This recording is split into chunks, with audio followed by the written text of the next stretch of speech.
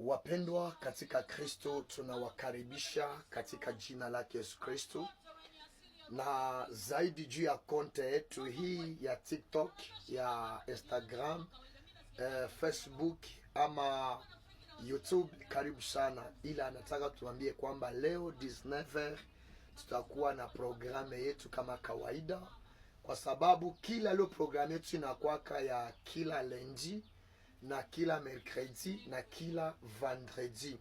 So leo tulipata kashida kidogo, ndio maana amkutupata leo, lakini kuna watu tulikuwa nao tangu 8h mpaka 11h, lakini tupana programme ke itapoenea hiyo saa ya 19h soir.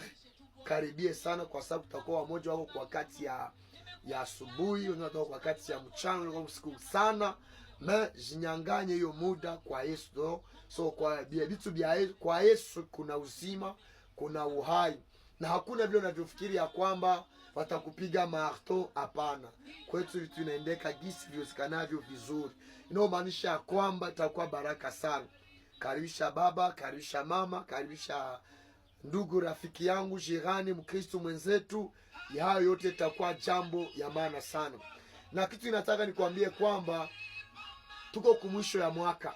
Tuko kumwisho ya mwaka, na ndani ya mwisho wa mwaka ndio wakati yenye ulimwengu ya giza inashitukuzaka. Tuangalie saa zetu tuko kwa wakati gani, na hayo itatusaidia sana na itakuwa ya maana sana kwenye jamaa zetu.